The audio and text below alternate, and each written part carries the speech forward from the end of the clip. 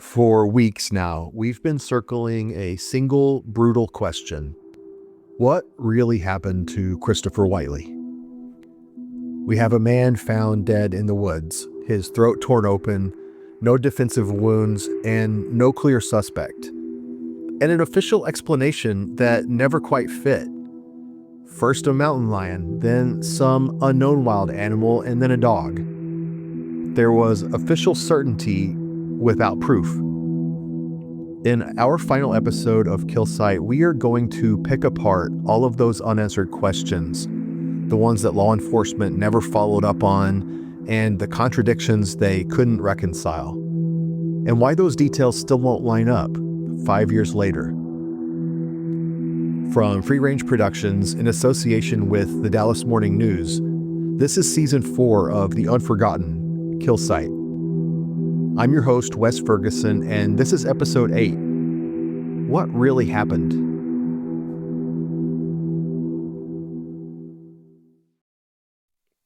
I am here with executive producer and original reporter, Charlie Scudder. Hey, Charlie, how's it going? Going good. How are you? Not too shabby. And for the first time, we are also here with our editor and producer here at Free Range, Aislinn Gaddis. Hi, I'm excited to be here. We're very excited to have you. In this episode, we're just going to answer some lingering questions, some that we can answer, some that maybe we will give it our best shot. And Aislinn, can you go ahead and start asking away? Yeah. So first, Christopher's body was found without a shirt on. Why was he shirtless, and was his shirt ever found? That's a great question. The why is one of those questions that we just don't know right now. There's a lot of those questions, a lot of those lingering questions. The was it found? I think it was. One of the initial police reports or reports from the sheriff's office said that a deputy, when they found his bag, that there were clothes in it. It didn't list what the clothes are, but I think the shirt was found in that bag. But again, as for how it got there, why he was shirtless, what happened, that's one of those we don't know. Investigators did say that the amount of the blood that was at the scene compared to how much was on his body made them think he was wearing his shirt when he was killed. But again, that's one of those question marks. That possibility that the shirt was in his bag is not one that had occurred to me, because it doesn't actually specify, but that would make sense. And at first I was thinking, like, we know that he had some methamphetamines in his system, and it wasn't, from what I was able to research, it wasn't an amount of meth that was like toxic or anything like that, but it was enough to get him high, and meth can make you, it can warm you up. But so at first I was thinking maybe he was just on meth, he got hot, he pulled it off. It was winter, it was December, and it was like 45 degrees. It was chilly. So then maybe I thought he was like wandering around in the woods without his shirt on. But then when I went back and read some of those deputies' first reports and talking about how like he had so much blood around his neck, he had it all over his jeans and his boots, but not on his abdomen. So they thought that he was probably wearing that shirt when he was first attacked. And so that would be extremely bizarre for the shirt to wind up in his bag after he had been attacked. True. And plus it would have had blood all over it. So we don't know for sure, but I think that if that was the case, if they had found a bloody shirt in his bag, they probably would have mentioned that. Yeah. And that wasn't specified. It was just that there were clothes in the bag. Yeah. And we know that when the Texas Parks and Wildlife, when the game wardens came back, they brought a canine, like a search and rescue dog. They combed the immediate vicinity and didn't find anything. So no shirt was found there. And then one of the big questions I've always had is, did the sheriff's deputies and the investigators ever go knock on doors on neighbors' homes? Maybe someone else had seen something. Maybe that shirt turned up outside of one of their houses. I don't think they did that, because that was never in any of the reports that we were given. Yeah, that's my understanding too, that the investigation happened primarily on that property, and that was about it. Yeah. And another thing that was weird about Christopher's clothing situation, his shorts were pulled through his jeans zipper. Why do you think that is? Yeah, that one is really bizarre. And Yeah. We also know that his belt was undone, which is strange. And one of the first deputies on the scene wrote that Christopher was wearing jeans, basketball shorts, and boxers. And he had a big tear kind of around the crotch of the jeans, and those basketball shorts had been pulled through. And they wrote, as if a wild animal was pulling at them or dragging him. And there was a littler hole in the basketball shorts too. But there was no evidence in the dirt that he had been dragged, so it wasn't like his body was being pulled. So this one has always been really strange to me too. And that's one that the wildlife experts also pointed out as, to them, that doesn't make sense. That, yet again, it's something that we heard from the sheriff's department of, well, that the fact that his shorts are pulled through his jeans shows that an animal was dragging him by the crotch. And that's one where the wildlife experts we spoke with say that's not how animals behave. That's not how, if a mountain lion or any animal is going to grab you and drag you, it's not going to be by the boxer shorts. It's not an efficient way to carry your prey. So that doesn't stand up to that critique. But again, that was part of what the sheriff's office investigators pointed to of, no, yeah, see, this is an example of why it is an animal. Yeah, I mean, you look at the tear. I was actually just pulling up the photo of his clothing that his mom, Kimberly, has saved. I think she has them in a box at her house, and they're all laid out. And this tear is huge. It's probably, I would guess, like 6 or 8 inches, and it's definitely torn. It's not cut with a knife or scissors or something. At the same time, it's not like I could imagine a human being doing that either, really. Especially not if he was up and moving at the time. So to me, that seems, it's not plausible that a mountain lion would do that, but it just does seem a little bit more like an animal than a human to tear up his jeans, pulling on his shorts. I don't know. I mean, you're kind of like shaking your head a little bit. What do you think? I don't know. This is one of those where I just keep coming back to, I don't know. I don't necessarily picture it, but at the same time I could, but at the same time I don't know enough. This is why this case continues to make me go in circles. It's why we're still puzzling over it 5 years later. Exactly. I mean, in what world would a human be doing that though? Right. But I don't know. So what were the injuries that convinced the sheriff's office that the wound could not have been caused by a human? Primarily the injury to his neck. The fatal injury. So I forget which episode we talked about it, but we talked about it's not really a cut, it's a tear. It is a gruesome wound. And it doesn't look like teeth marks, but it doesn't look like a cut, if that makes sense. So looking at how jagged and torn it was, that was what the sheriff's office moved forward with, of this could only be non-human.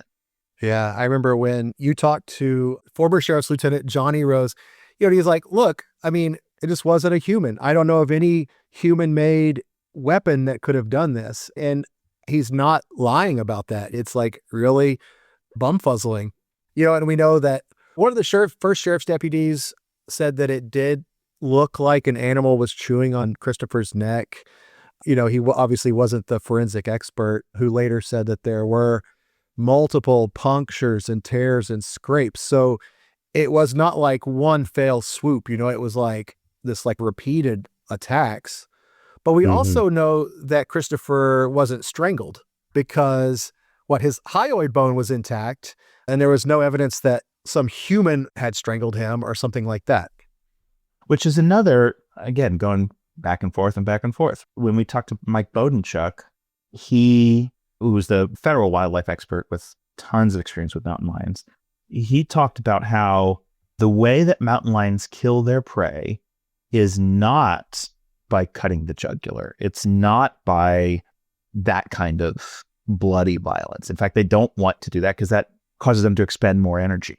What they do is they bite down on the front of the neck and break the trachea. And that's one of the things that he talked a lot about, was that was not there. When they attack livestock, when they attack deer, you name it, that's how they attack. That's how they kill, is by one bite, hard bite, solid bite that breaks the trachea and suffocates the prey.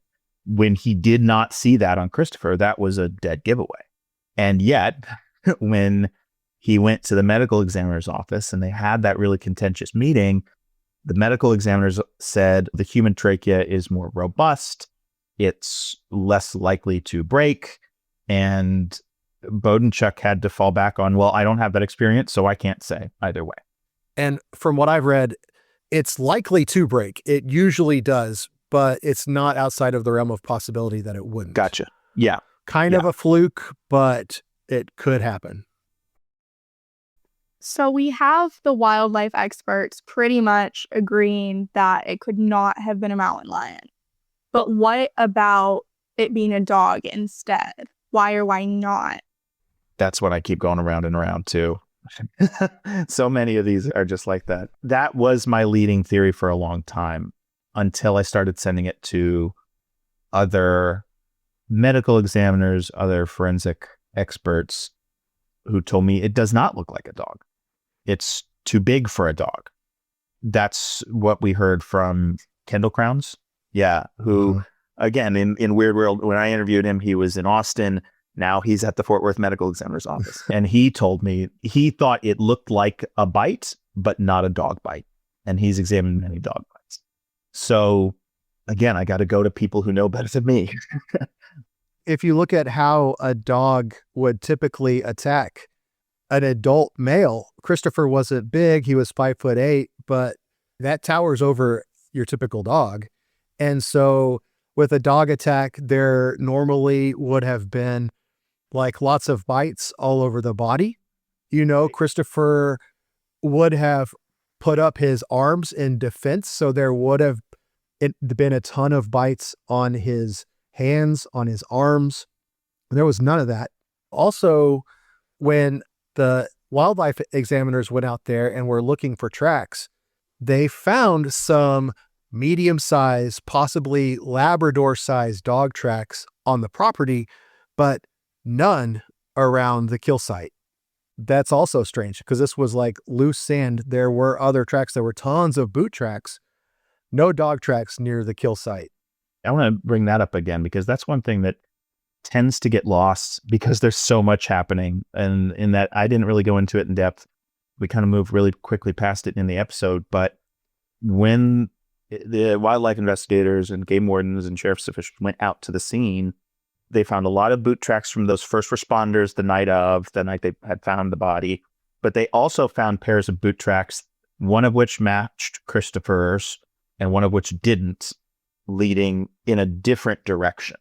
And that's one thing that was never explored at all that we know of, that it looked like he was walking with someone. Yeah. One of the reports, I think in Mike Bodenchuk's report he put together, he says that he did tell Hood County Sheriff's investigators about that. And he went out and showed it to them and they took some pictures. And he said that like there was a pair of cowboy boots that looked like Christopher's. Mike said he wasn't 100% sure that those were Christopher's, but same kind of boots. And then the other ones were like tactical boots, like maybe hiking boots or some kind of military boots. Yeah, it's just another thing that we have no idea whether that was ever followed up on. And I don't think it was. Yeah. And again, he doesn't know, but he's also not a CSI. Right. Right. Yeah. Like they did. These people who were visiting the scene and saying this is definitely not an animal were also very concerned because they didn't have the training. They didn't want to be interfering in a potential crime scene. Yeah. Going back to the dog bite theory, another thing that I was thinking about was like, what if Christopher had like already, what if he passed out? You know, what if he was asleep or just lying there? And then it would have been easy for the dog to come up and bite him without the defensive wounds and things like that. Except that there was so much blood on the fronts of Christopher's jeans and boots, which told investigators and it told Mike that Christopher was most likely standing when he was attacked. For a dog to attack him, it would have had to lunge and go straight for the neck without any other bites. And so to me, that seems pretty unlikely. But when I talked to Mike Bodenchuk, he said that after his final meeting with the forensic examiners and when they showed him, they pointed out Christopher's wounds and they had stapled his neck back together. I'm sorry if that's gruesome, but he said he looked at that and he said, I just don't know. Sure, maybe that could have been a dog. So now Mike's theory is also that it was a dog bite. As unlikely as that was, it's like the least unlikely thing to his mind. After the break, we hear why Mike Bodenchuk thinks a dog killed Christopher. So I just got a couple of pillowcase covers from Quince for our living room sofa. They had a lot of colors to choose from, but these are terracotta, which goes with our Southwestern theme we've got going on. And it has a slub texture that's really cozy and elevated, but effortless. Of course, Quince has got wardrobe staples with quality that's made to last. And Quince works directly with safe, ethical factories and cuts out the middlemen, so you're not paying for any brand markup, just high-quality clothing. Everything is built to hold up season after season. The stitching, the fit, the fabrics. These are pieces you'll reach for over and over. Refresh your wardrobe with Quince. Go to quince.com/unforgotten for free shipping on your order and 365-day returns. Now available in Canada too. That's QUINCE.com/unforgotten to get free shipping and 365-day returns. Quince.com/unforgotten. This is from my interview with mountain lion expert Mike Bodenchuk. I'm partial to labs, but a dog could have done that. Some dog.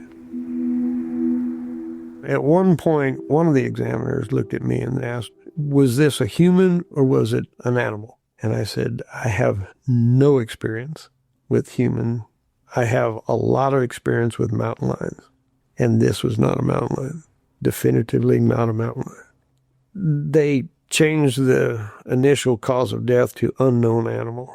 And I actually believe it was probably a dog.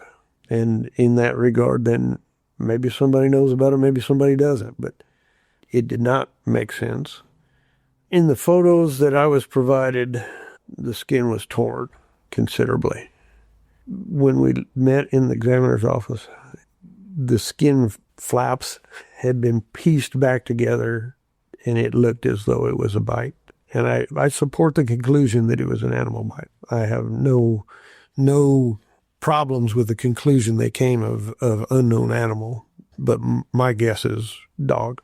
It's not unusual for people to hunt hogs with dogs, pit bull dogs. And the way those dogs catch their prey is to grab them by the cheek or the jowl or the base of the ear and hold that pig down until somebody comes and gets that pig. It's possible that he heard a pig squealing, went out there and found a dog and a pig locked up and tried to intervene, and the dog actually turned on him just as a reflex. We'll never know. Absolutely never know. But somehow, while he was on his knees, he got attacked. One thing I do want to ask, which I haven't seen the photos for myself, and I'm definitely not a wildlife or medical expert, but it did occur to me a few times when editing. Did anyone investigate the possibility of it being a human bite? Especially because they did not, it didn't look like a typical animal bite, as disgusting as that is to think about. I don't think so because of the size, primarily. I don't see that. It's big. And in fact, it's bigger than the mountain lion bite radius as well. So it was big.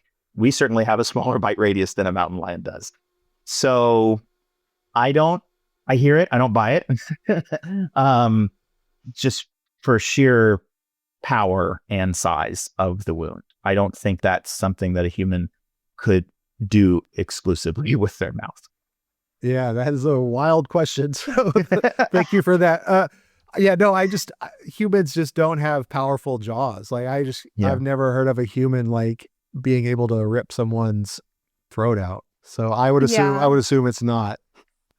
I figured it was very unlikely, and just thinking about the type of teeth that animals have compared to us, But it did just in the back of my mind a few times. Did anyone think And about this? when I talked to Christopher's dad, Robert, we only spoke for like 2 minutes before he hung up. But, his theory was that someone killed Christopher and then the dog bit him like in that moment. Like maybe the human kills him and then the dog bites. To me, that's hard to imagine that really happening, but it's his theory. The wound, it's not a bite mark, which is another part of why it's so confounding, is that there are not teeth marks at all. It's like what? Punctures, tears, and scrapes, and his right jugular vein was cut.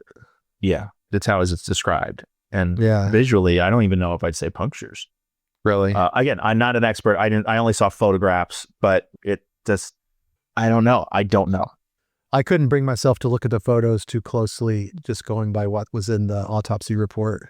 Yeah, I don't blame you. I figured you had already done that for all of us.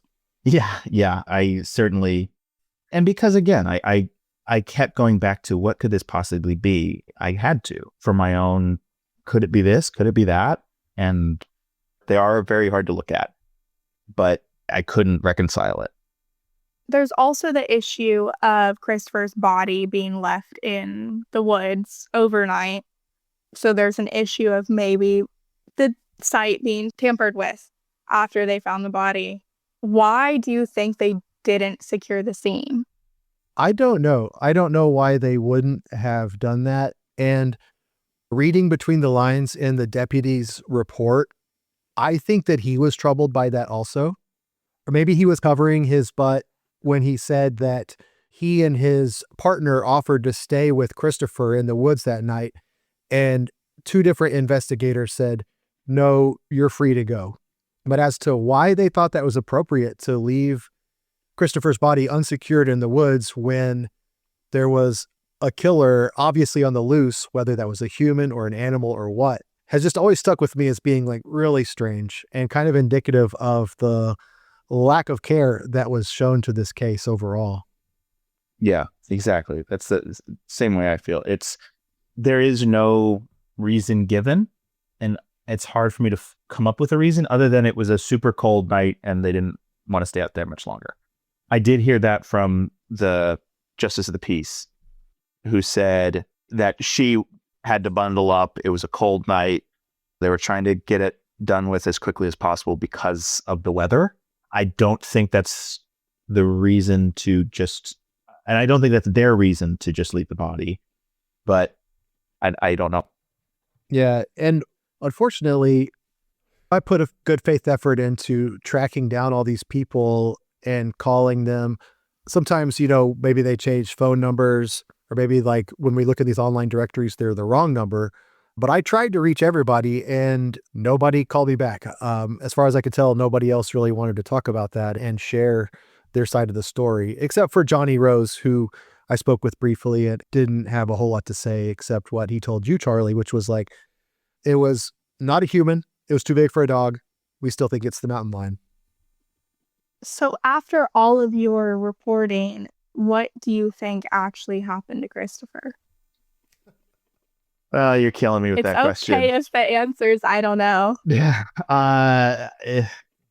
All I can do is speculate, and I don't really want to speculate too hard because the answer is we don't know. We do not know. Mm-hmm. I think when I first looked into the case and published the initial story, my answer was I don't know. And honestly, like I did not have enough information at the time to know for sure. And if I'm going off of that, I don't have any new information that would change that other than just time and sitting with it. And I don't believe an animal could have done it. Maybe it's a dog, but again, we've heard from people who say it couldn't have been a dog. And so then I'm left shrugging my shoulders. But it doesn't match behavior of a predatory animal. Yeah, Charlie and I both came up through old school newspapers, and I think we had that propensity to speculate and editorialize beaten out of us at a young age. So I'm also extremely reluctant to just offer theories. But I also go back to how Christopher's life was so chaotic and disordered in the days leading up to his death, in the night before his death. We know that he was partying and using drugs at a house that was like known to be a place where a lot of lawlessness occurred. And then for Christopher's dad to have heard all of the voices and then a kind of a commotion. And then when the deputies came out and then Christopher's girlfriend, Tyler, and her great uncle, Kenneth, both said, no one was here that night, which is the opposite of what Christopher's dad, Robert, had heard, so why was there that discrepancy? It just would be such a fluke for Christopher for all of this, and the threats that Tyler's family was supposedly lobbying at Christopher, for there to be all of this swirling around him and this violence in his past, and then for him to just walk away from all of that craziness and just happen to be attacked by a dog who made like the one magic bite that like ripped him up without touching any other part of his body. It just defies reason. At the same time, and also as Charlie's really stellar reporting showed, there was so much controversy and tumult happening in the medical examiner's office at that time. And we know also that the forensic examiner first in her initial report said that Christopher had been killed by a wild animal, possibly a mountain lion. And then a few weeks later or however long goes by, suddenly they say, it's a dog bite. We know it's a dog bite, 100% certainty, shut up and go away. So like at what point did they change their minds from wild animal / mountain lion to we know without any question that it's a dog bite? So that also doesn't really. Yeah, it doesn't give you much confidence. And it goes back to that meeting where we get that quote, we all have to get around this dog bite thing, which is not what you want an independent investigator to be saying necessarily. And the way that meeting has been characterized is so surprising. It's not how you expect professional investigations to be conducted. And I think when you see those kinds of changes, when you see the kind of shrug, nope, we're done attitude, maybe they're right. Maybe there's nothing to be done. But again, either way, there's something has killed a human. And when something kills a human, we take some kind of action. We find the dog, we find the mountain lion, we find the human, whatever, and tend to punish them accordingly. In wildlife, that means putting the animal down. When it comes to people, we try them in a court of law. That has not been done. No one has been held accountable for Christopher's murder, period. Even if it was a dog. Exactly. No one went around to see where there's a killer dog in the neighborhood. Yeah. And given their disagreement with wildlife experts, do you know if law enforcement has ever re-examined the case and the autopsy findings, like in the 5 years since Christopher died? There's no indication of that. The case was quickly closed. But everyone we've talked to who investigated it said they have no reason to reopen it. Oh gosh, I don't have it in front of me, but I think when I talked to Sheriff Deeds briefly for comment, he said if some new thing came to light, we would reopen it, but with the intonation of there's not going to be anything new. We're done with it. I know from past experience with true crime podcasts that I've done that these shows do bring a lot of renewed publicity to these cases. And oftentimes someone from a different law enforcement entity will reach out to me. Like maybe it was originally a local sheriff's department case, and then now I'm hearing from a Texas Ranger or someone, an investigator in the AG's office or wherever. And that's happened a few times, but so far not with this. So no word that anybody else has ever picked up the investigation, has re-examined it. I mentioned earlier that Kimberly, Christopher's mom, still has his bloody clothes in a box at her house.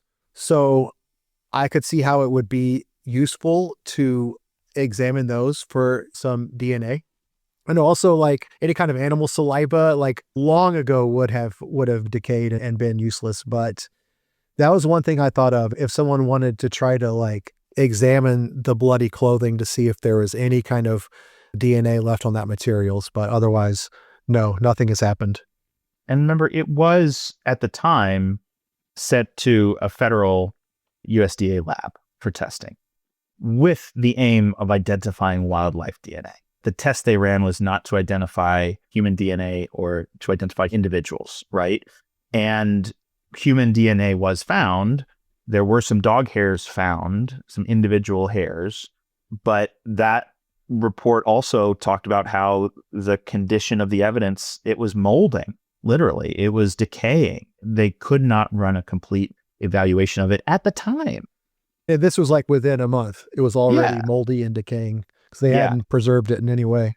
Exactly. And the body had been bleached. And so I agree that maybe that could be tested, but it's already been to a lab that determined 5 years ago would be very difficult to find anything solid. After the break, more leads, the details that Charlie and I still can't stop thinking about, and why I was told to stop contacting Christopher's mom.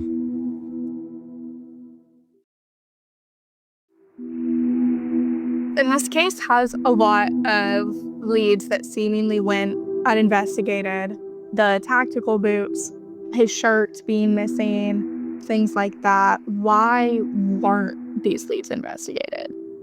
You'd have to ask the sheriff's department that. It seems pretty clear that the sheriff's department reached some conclusions about Christopher, the place that he was staying that had a bad reputation. They knew about his criminal past. When I talked to former Lieutenant Johnny Rose, and he said this was an individual who had been making some mistakes, or whatever he said, making some poor life choices. And so it seems they had their mind made up ahead of time that this was an individual from wrong side of the tracks.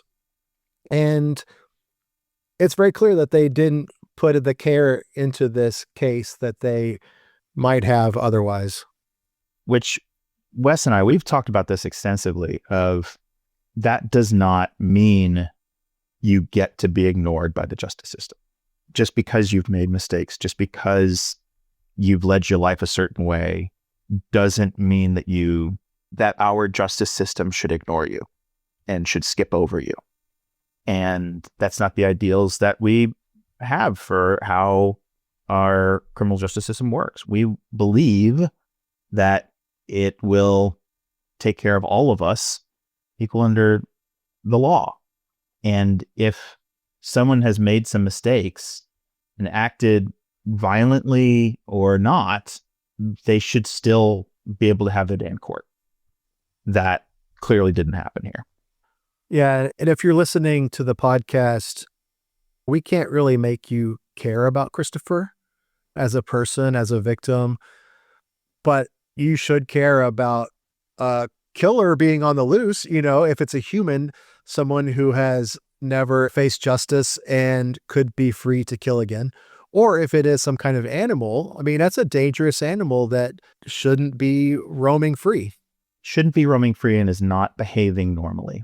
So this is one thing that I kept meaning to talk about during our conversations, Wes, and kept forgetting. But some of the wildlife experts that we talked to, or that I talked to and who investigated this, I had initially met working on another story about coyotes in the Dallas suburbs. And because coyotes also do not attack people, generally speaking. They are skittish. They don't want to be seen. Just like mountain lions, they don't want to be seen. They keep to themselves. But when you do see them, and if you do have an encounter with them, that means that something's off. That means that something behaviorally has happened to where that pack, that individual has become desensitized to humans enough to approach. And that's not good.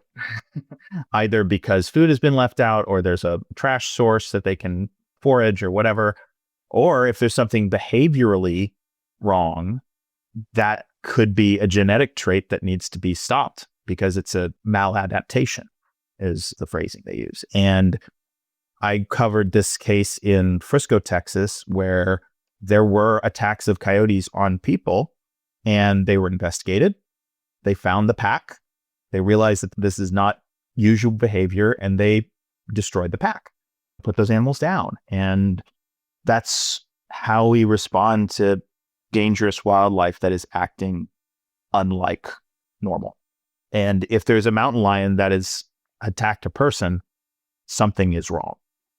Yeah, not fully investigating this did a disservice to the people of Hood County and did a disservice to the safety of these communities. Exactly.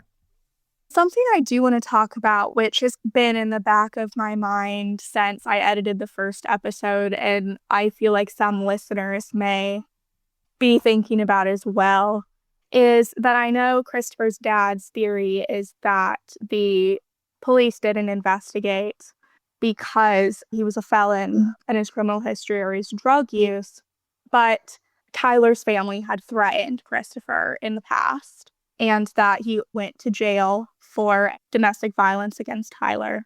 And something that I thought about is that what if there were maybe signs, or even just knowing the history, that either Tyler's family did something or that there was another domestic violence dispute and that they killed Christopher and it was more of a battered woman situation, and that they maybe decided to look the other way because of that. And again, that doesn't, like, things should be tried in a court of law, but that's something that I thought about a lot listening to it, and I just thought that was worth bringing up. Allegedly threatening, according to Christopher's friend Polly. We don't personally know that those threats were happening, but we were told that they were happening. Oh, I was just going to say, I don't necessarily want to speculate on it, but it is one of those that's popped up like I wonder if. But I have nothing to prove that, so I can't say. I think that any reasonable person listening to the facts of the case would speculate about that. It's an interesting theory. It seems plausible, but we just don't know because the sheriff's department, as far as we know, never asked any of those questions. They didn't follow up with Tyler. We later found out, according to her great uncle Kenneth, that Tyler's mom and her boyfriend at the time and someone else possibly were all there that night when they were partying. I don't think any of those people have been interviewed. It was just because they closed the case so quickly. These questions have never been answered. It reminds me of a Ted Lasso reference, of all things. Oh, no. There's a great scene where he mentions a Walt Whitman quote that's, "Be curious, not judgmental." And I feel like that's what is missing here, is a lack of curiosity and instead a lot of judgment. But yeah, if you're a curious person, you ask those questions and you would want to get to the bottom of this. And as a journalist, I have those questions and I've asked them and want to get to the bottom of it. But instead we have a rush to judgment, a rush to conclusions, and not a lot of curiosity. It is sad that you asked all these questions 5 years ago, and now here we are asking them all again, and we still don't have answers. Yep. So I also want to ask, you both have spent a while looking into this case. Are there any details or just parts of the case that, like, you can't stop thinking about, that stick out to you the most? Just what popped into my head was still wondering what happened at the house that morning when Christopher called his dad, said he needed a ride, and said he had to go deal with those people. And there's this commotion, and his dad's hearing voices. And then his dad drives all the way there, and his son never appears. I just would really love to know what was happening in the house in those moments. And that's something that I think that law enforcement could follow up on. They could go back and talk to these people and try to find out what really happened. Yeah, again, because I spent time looking at it, I think back to the wound. And I won't say it haunts me, that's too dramatic, but it's in my head. It's burned in my head and I can picture it. And I cannot fathom how it happened. I keep going back to that, of what instrument could have done this. That's something that you have studied now that you're no longer with the newspaper. You're a journalism professor at SMU, and that trauma-informed reporting and how to, I don't know if cope with the work is the right word. So how do you live with what you've seen, and how do you continue to do the work? That's a great question. I am a lot better at it now than I used to be. And I think around the time I started working on this story, I was starting to get better at it. because there was a time in my career where I was not good at it at all. I went on a lot of walks. I was working on early 21, so we were still home lockdown, still at home. I went on a lot of walks. I would take a break, go for a walk around my neighborhood, and then come back and keep working on it. So I did a lot of that. I do a lot of meditation. And I wouldn't do this, and I wouldn't go back to those images, and I wouldn't go back to the story if I didn't truly believe that it was some kind of miscarriage of justice, which I do.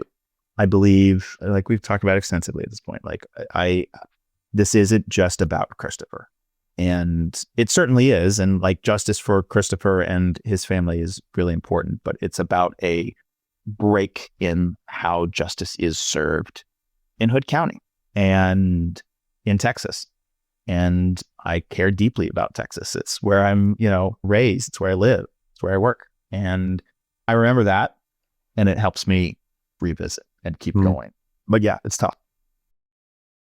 Have you spoken with Christopher's mom, Kimberly, to let her know what you found out?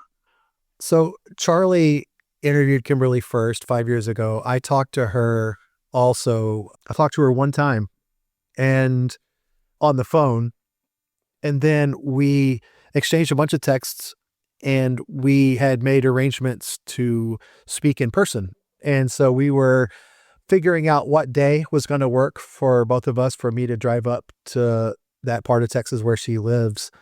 And then I didn't hear from her. And then I got an email from Kimberly's daughter, Ashley, who is also Christopher's sister, saying that I was not to contact Kimberly again, and that by bringing all of this up, I was giving her panic attacks.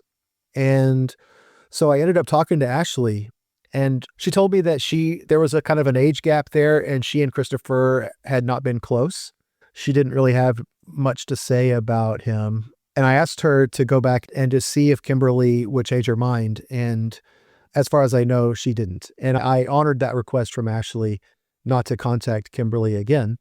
So I don't know if Kimberly has been listening or not. I hope that she's not listening, because this is her son that we're talking about. And I can't imagine what that wound is like for her. And to have to relive all of this would probably be unbearable.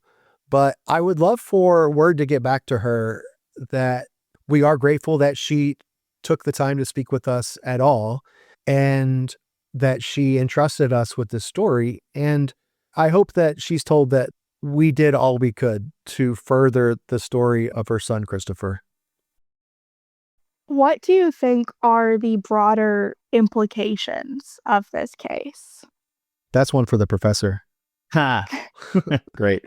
Well, I think we've talked about some of it. We've talked about the idea that this is a miscarriage of justice, capital J justice. Like, that's a big one, right? If Christopher's case could be mishandled in this way, what does that say about other cases? Other people at risk, other people on the margins. That presents a problem for us as a society, right? As a community. If a sheriff's office is making decisions on what crimes are worth investigating and which aren't, that's a problem. When the podcast started airing, I saw a handful of comments on TikTok I had posted and some of the stuff we'd posted on Facebook and social with the podcast that had a ring of what we've seen kind of societally of this kind of anti-science movement of rejecting expertise, which has been concerning. There was a lot of comments along the lines of, these experts don't know what they're talking about. I see mountain lions all the time. Or we don't pay attention to what the game wardens say. They have to see it with their own eyes or it doesn't count. But we know that they're out there, and Christopher was definitely killed by a mountain lion. And that kind of thinking rejects the expertise of people who have spent their lives studying this animal and studying how it behaves and how it doesn't, right? And to just reject that expertise outright, which also came through in some of the sheriff's reports and the reports that we've gotten from this conversation with the medical examiner's office of just, well, you don't know what you're talking about. You don't have the qualifications to know about this. There are few people in the world who know more about this subject than the people who investigated Christopher's death. And they were basically shown the door. That's a bigger thing that I think is a potential implication of this, of we know better than XYZ experts. And again, you have experts with different expertise who are disagreeing, and that's challenging.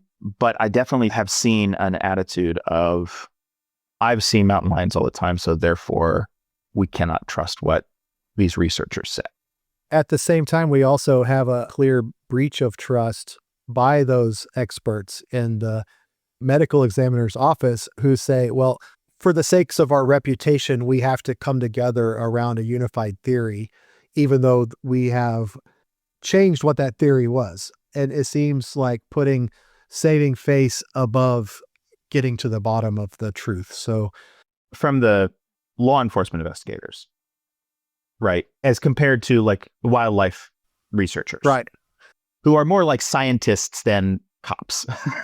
right. Yeah. And so in that sense, we just need more public accountability. I think that's not to puff ourselves up too much, but that's the role we're playing here. We are not investigators. We're not law enforcement. We are shining a light on this story.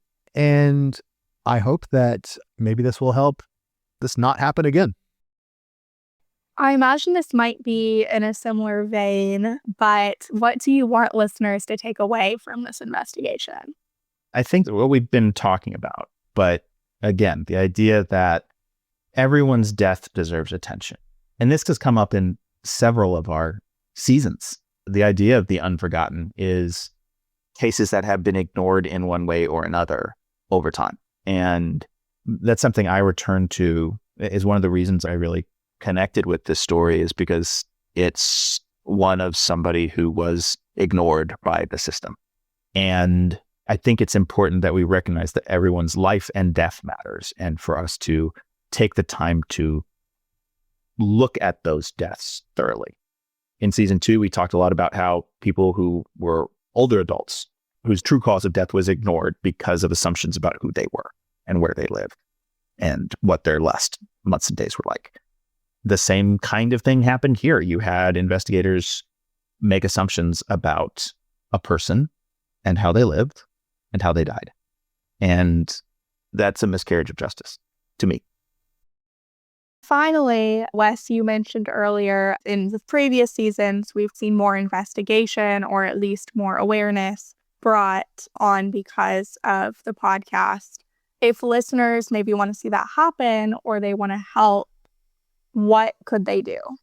That's a great question. So you could write to or reach out to other members of law enforcement. If you live in Hood County, I think that you could contact the sheriff's office directly and ask them to re-examine this case.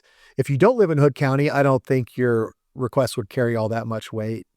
But a lot of times someone will be listening and they'll say like, oh, well, my sister-in-law works for the FBI, or like my friend is with the Attorney General's office. And so working those personal networks have paid off, or they appear to be paying off for the cases that we've spotlighted on The Unforgotten in the past. So I would certainly encourage anyone to do that. I bet there are some people listening that know more, and maybe they were scared to say, they didn't want to stick their nose in it. They know something, they've heard something. You can reach out to us. You could contact Crime Stoppers. You don't have to be afraid. You can share what you know, and we'll be here to talk to you. If it warrants doing more episodes, then absolutely we will.